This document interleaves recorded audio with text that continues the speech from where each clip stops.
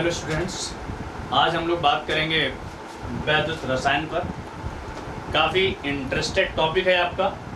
इसे हम लोग अंग्रेजी में इलेक्ट्रोकेमिस्ट्री कहते हैं। लॉजिकल चैप्टर है और बोर्ड में इससे संबंधित अच्छे क्वेश्चन भी किए जाते हैं, जबकि आपके IIT JEE इनमें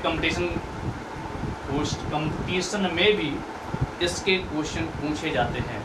अगर आप बोर्ड के पैटर्न को उठाकर देखेंगे तो आप पाएंगे कि इम्पॉर्टेंट चैप्टर में से एक चैप्टर है आपका इलेक्ट्रोकेमिस्ट्री। हम लोग इसमें सबसे पहले जानेंगे कि इलेक्ट्रोकेमिस्ट्री है क्या, वैद्युत रसायन क्या है। एक सिंपल सी बात, मैंने कहा यदि एक हम कंपार्टमेंट ले लें और इस कंपार्टमेंट में एक मेटल रॉड डाल दें, इसे हम धातु की छड़ या मेटल रॉड कहते हैं। क्लियर?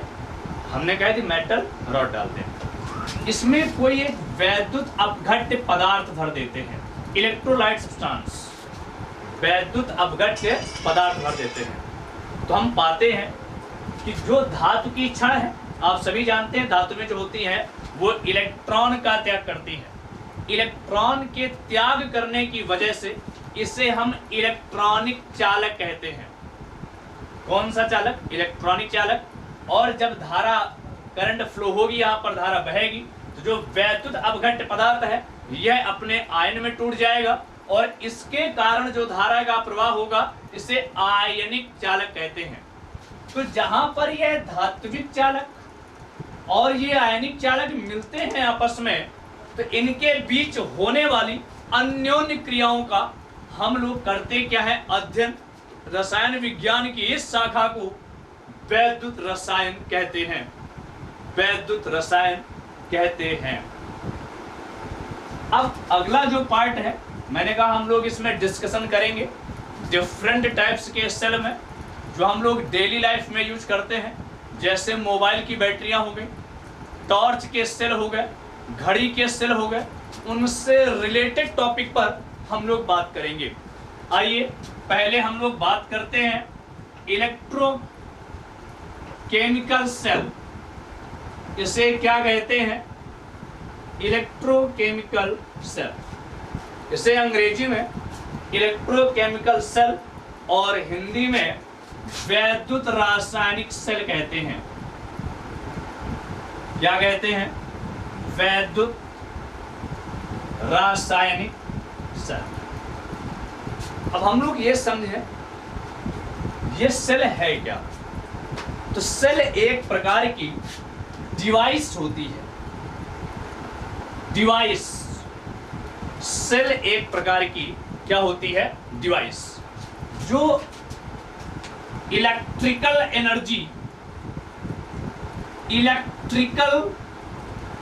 एनर्जी, इसे विद्युत ऊर्जा कहते हैं। विद्युत ऊर्जा, इलेक्ट्रिकल एनर्जी को केमिकल एनर्जी, रासायनिक ऊर्जा में परिवर्तित कर देती है। यह मैंने कहा कि वैद्युत रासायनिक सेल एक प्रकार की ऐसी डिवाइस है जो विद्युत ऊर्जा को रासायनिक ऊर्जा में और रासायनिक ऊर्जा को विद्युत ऊर्जा में कन्वर्ट कर देती है, इंटरचेंज कर देती है, अंतः परिवर्तित कर देती है। विद्युत ऊर्जा को रासायनिक में और रासायनिक ऊर्जा को विद्युत ऊर्जा में परिवर्तित कर देती है। ऐसी डिवाइस को हम कहते हैं वैद्युत रासायनिक सेल। क्या कहते हैं हम? वैद्युत रासायनिक सेल कहते हैं।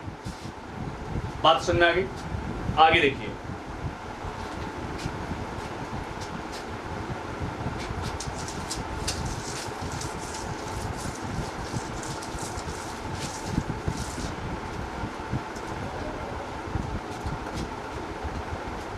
यह वैद्युत रासायनिक सेल का हम लोग क्लासिफिकेशन पढ़ते हैं। क्लासिफिकेशन मीन्स वर्गीकरण। इसे दो पार्ट्स में डिवाइड किया गया। पहला पार्ट कहलाया इसका विद्युत अपघटनी सेल। क्या कहते हैं पहले पार्ट को हम? विद्युत अपघटनी सेल। और दूसरे पार्ट को कहते हैं गैल्वेनी सेल। Galvanic cell. हमने कहा पहले पार्ट को क्या कहते हैं? विद्युत अपघटनी सेल। और दूसरे पार्ट को क्या कहते हैं? Galvani cell. आइए हम लोग बात करते हैं कि पहले हम ये समझें विद्युत अपघटनी सेल क्या है। यह एक प्रकार का ऐसा रासायनिक सेल होता है जो विद्युत ऊर्जा को रासायनिक ऊर्जा में परिवर्तित करता है। किस ऊर्जा में? रासायनिक ऊर्जा में। विद्युत ऊर्जा को रासायनिक ऊर्जा में परिवर्तित करता है। इस प्रकार के सेल को, इस प्रकार की डिवाइस को हम विद्युत अपघटनी सेल कहते हैं। जबकि गैल्वेनी सेल क्या है? यह रासायनिक ऊर्जा को कन्वर्ट कर देता है विद्युत ऊर्जा में। किस में बदल देता है? विद्युत ऊर्जा में। तो हमने कहा आपका विद्युत अपघटनी सेल एक प्रकार का ऐसा रासायनिक सेल है जो विद्युत ऊर्जा को रासायनिक ऊर्जा में, दैट मीन्स इलेक्ट्रिकल एनर्जी को केमिकल एनर्जी में चेंज कर देता है। और गैल्वेनी सेल आपका केमिकल एनर्जी को इलेक्ट्रिकल एनर्जी में चेंज कर देता है। राइट। सेकंड चीज देखिए, इस पे डिस्कशन करते हैं। मान लीजिए हमने एक कंपार्टमेंट ले लिया, इसे पात्र कहते हैं। इस कंपार्टमेंट में ये इलेक्ट्रोलाइट सब्सटेंस भर दिया, विद्युत अपघट्य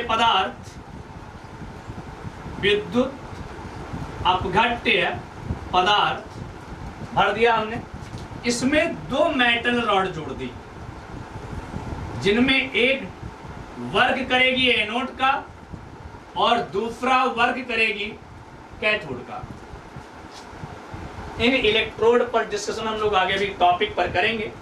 हमने एक सिंपल सी बात कही कि एक कंपार्टमेंट लेते हैं, इसमें विद्युत अपघट्य पदार्थ को भर दिया, इसमें दो इलेक्ट्रोड जोड़ दिए, एक वर्ग कर रहा है एनोड का और एक वर्ग कर रहा है कैथोड का। मानिए सपोज दैट हमने इन दोनों इलेक्ट्रोड को एक बैटरी से जोड़ देते हैं। बैटरी के पॉजिटिव सिरे से एनोड को और निगेटिव सिरे से कैथोड को जोड़ देते हैं। क्लियर? यहां पर एक बात हमें यह समझनी है कि मान लीजिए सपोज दैट हम H2O का जल अपघटन करा रहे हैं, हाइड्रोलिसिस। तो क्या सिर्फ इलेक्ट्रोड जोड़ देने से, अगर यहां से हम करंट को फ्लो ना करें, क्या यहां पर इसका जल अपघटन होगा? क्या यह अपने आयन में चेंज होगी H+ और OH- में? नहीं। ये कब चेंज होगी? जब यहां से करंट को फ्लो कराएंगे। मतलब यह जो एक प्रोसेस है नॉन स्पॉन्टेनियस प्रोसेस है। इसमें जो अभिक्रियाएं होती हैं वो नॉन स्पॉन्टेनियस अभिक्रियाएं होती हैं।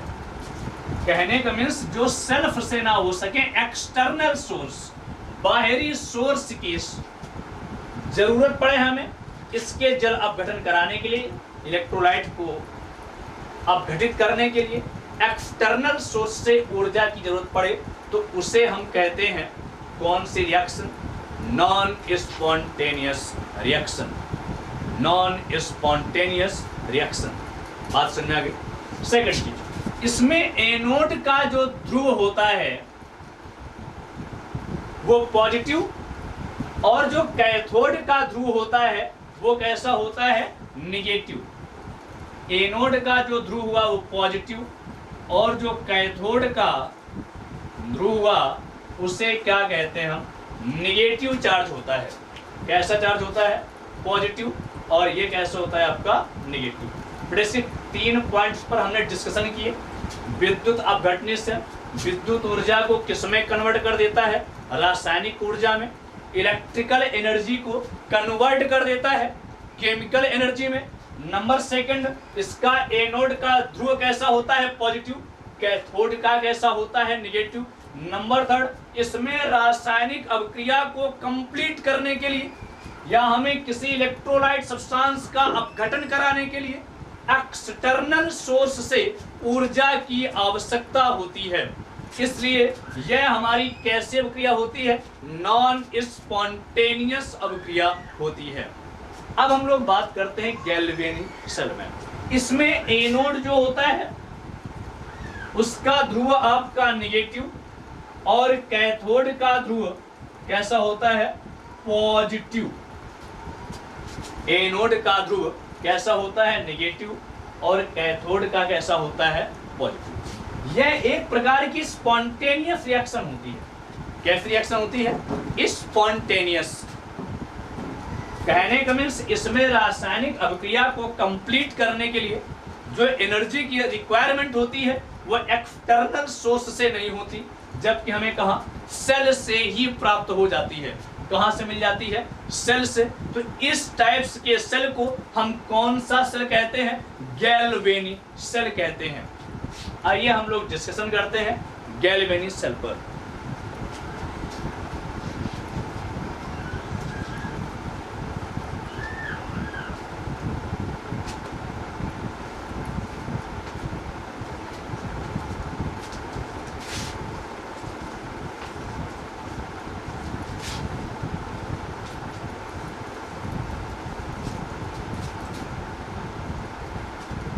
हम लोग बात कर रहे थे गैल्वेनिक सेल पर।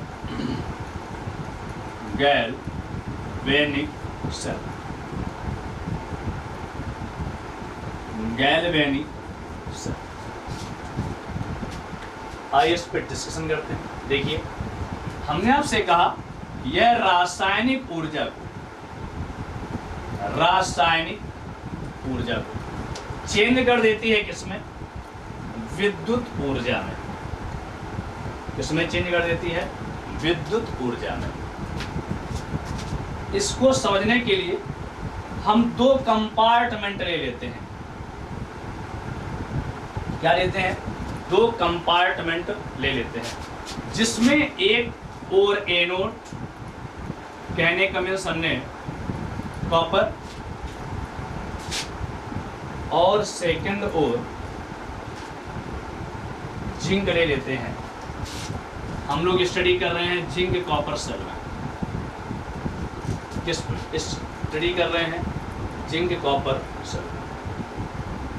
देखिए, हमने आपसे कहा कि हम लोग करते क्या है, 2 कंपार्टमेंट ले लेते हैं, जिसपे एक और कॉपर की रॉड और दूसरी ओर किसकी रॉड रख देते हैं, जिंक। जिस मेटल की रॉड होगी उसी मेटल का सॉल्ट सॉल्यूशन ले लेते हैं, कॉपर सल्फेट। इस पे लिया हमने जिंक सल्फेट, जिंक सल्फेट। अब यहाँ एक सबसे बड़ी प्रॉब्लम, हम ये नहीं समझ पाते हैं कि इनमें हम एनोड किसको माने और कैथोड किसको माने।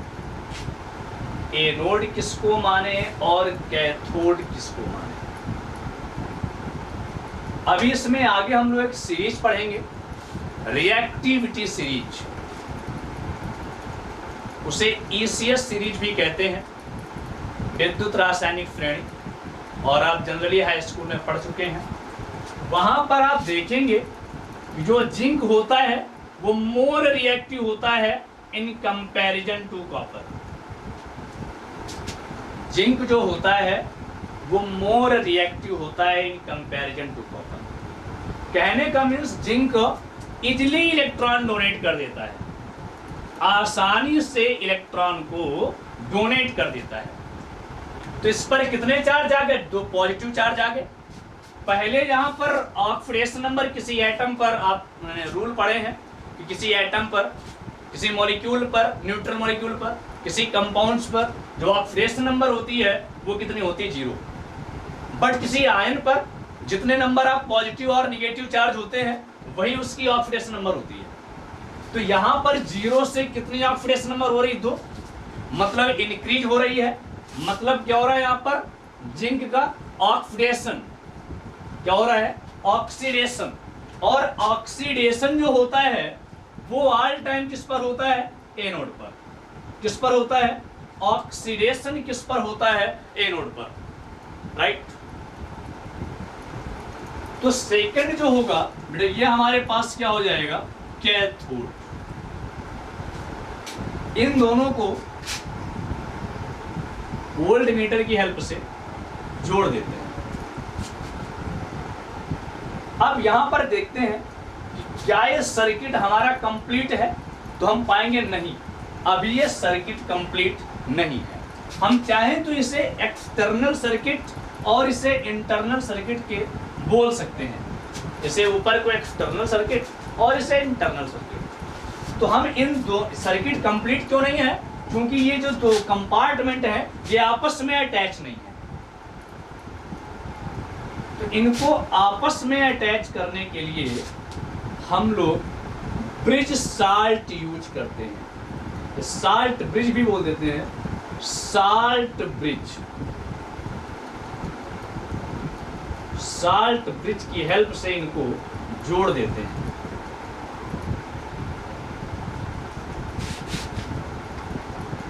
ये जो साल्ट ब्रिज होता है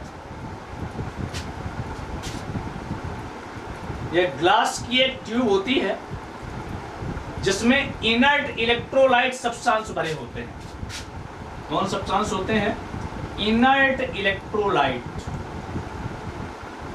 इनर्ट इलेक्ट्रोलाइट सब्सटेंस भरे होते हैं। इनके दोनों साइड्स को कॉटन से हम लोग बंद कर देते हैं, कॉटन से बंद कर देते हैं।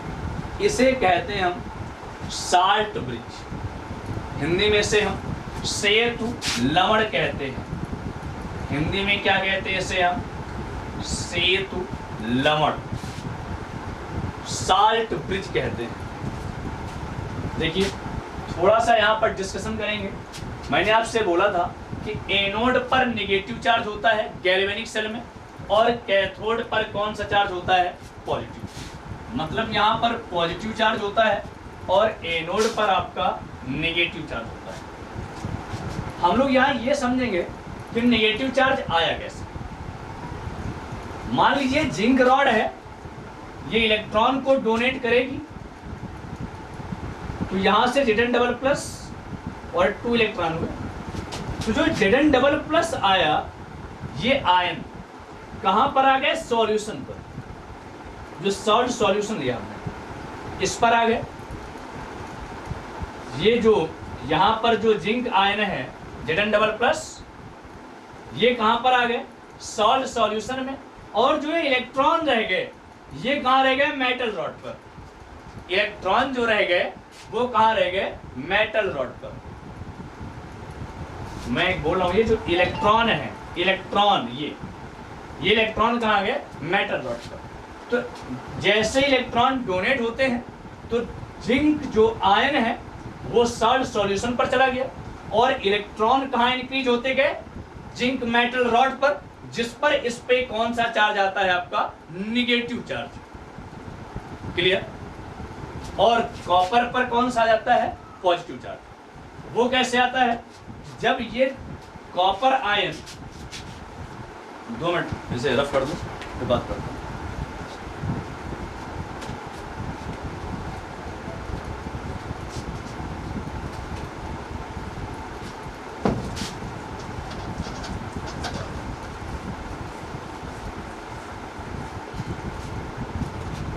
मैंने आपसे कहा, देखिए ये जो 2 कंपार्टमेंट थे हमारे पास, इस कंपार्टमेंट में एक में कॉपर और एक में आपकी जिंक रॉड। इन दोनों को वोल्टमीटर की हेल्प से जोड़ दिया। जो वोल्टमीटर की हेल्प से जोड़ा, मैंने आपसे कहा ये वर्क कर रहा है एनोड का, जिंक, और ये कर रहा आपका कैथोड का। क्यों कर रहा है? इसलिए क्योंकि रिएक्टिविटी सीरीज में जिंक कहाँ होता है? ऊपर, ज्यादा रिएक्टिव होता है in comparison to copper.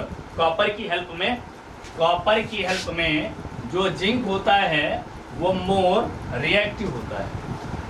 Zinc जो होता है वो कॉपर की कंपैरिजन में मोर रिएक्टिव होता है। इस वजह से इजली इलेक्ट्रॉन को डोनेट कर देगा। तो एनोड पर जो रिएक्शन होगी वो जिंक ने 2 इलेक्ट्रॉन डोनेट किए और इस पर चार्ज कितना आ गया? Double charge. मैंने आपसे बोला जो जिंक ने इलेक्ट्रॉन डोनेट किए और जो डबल चार्ज आया ये सॉल्यूशन में चले जाते हैं और ये इलेक्ट्रॉन कहां पर आ जाते हैं? मेटल रॉड पर। कहां पर? मेटल रॉड पर, जिसकी वजह से एनोड कैसा हो जाता है? निगेटिव।